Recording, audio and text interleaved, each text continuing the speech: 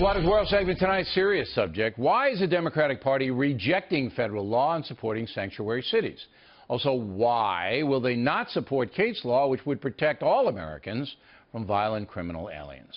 We sent Jesse Waters out to get answers to those questions.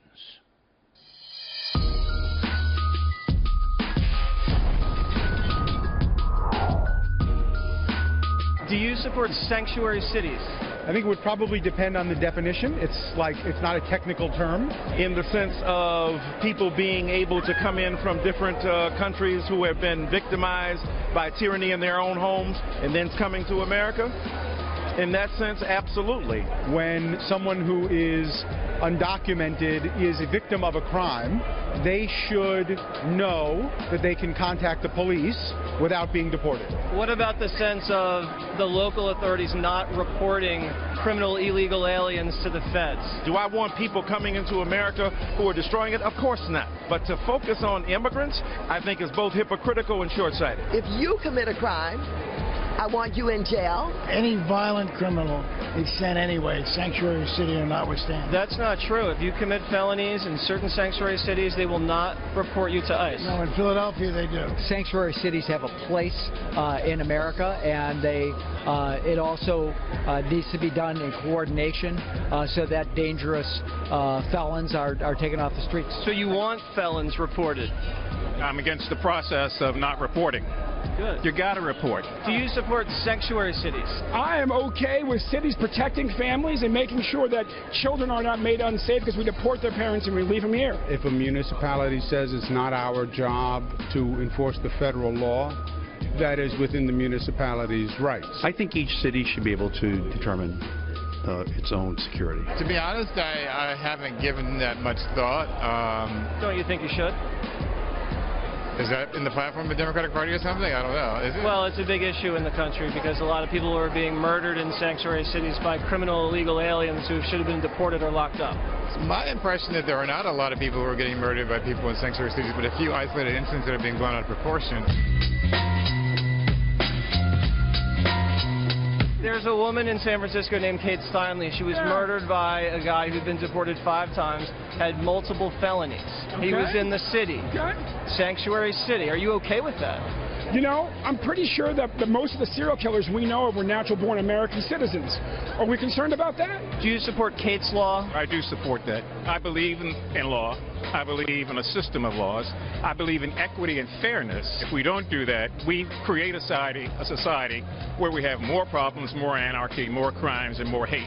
Let's be honest here, right? Sometimes the government makes laws that actually violate the Constitution. So if a city doesn't want to obey federal gun law, you're okay with that? No. But were you okay with cities obeying segregation?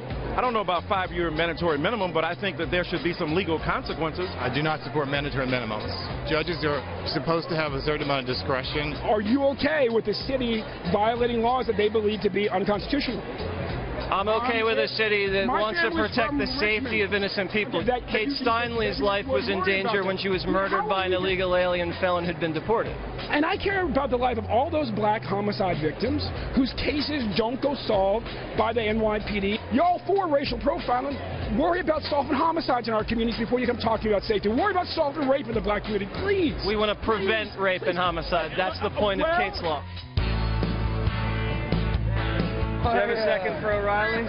Yeah, I got to run for something. I'll get you. Oh, you got to run? Senator, your friend Bill O'Reilly has a quick question for you. No comment? Hey, Mr. Rather? Mr. Rather. Bill O'Reilly, your good friend, has a question for you. Then he can answer it himself. Anything you want to tell O'Reilly? Writes a heck of a book. Bill! Donna Brazil is back. You're going to get a thrill to have Brazil back. Yeah, it's a thrill to have Donna Brazil back. Now, the most shocking thing in that, and I hope everybody caught it, was the governor of the state of New York said that municipalities, in his opinion, this is the governor, have the right to disobey federal law. That's not in the Constitution. Federal law trumps state and local law and must be obeyed, or there's anarchy. That was shocking. Did you get that when he said that? I got that when he said that, and de Blasio had just walked by.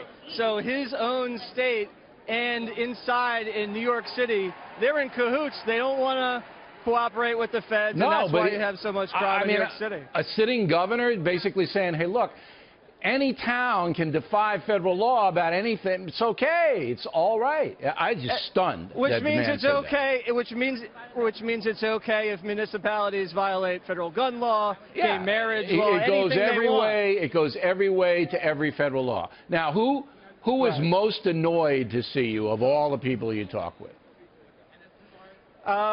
Greg Meeks, congressman from New York, cursed at me. Ooh. We didn't get it on tape. You told me a little piece of advice when I approach people. I'm supposed to say, Bill O'Reilly has a question for you. Right. And when I say that to people, they usually freeze. So when I said that to him, he looked at me, laughed, and then cursed at me, and then walked away. No, he's a classy guy, the congressman. Yeah, so then, Al Franken also walked away. A lot of people. Yeah, I mean, you saw that Frank and Barney. Barney. Yes. He looks a little like Colonel Sanders with the goatee. That's not nice, Bill. It's accurate. Now, you have a Waters World this weekend. Yeah. What's the headline of Waters World this weekend?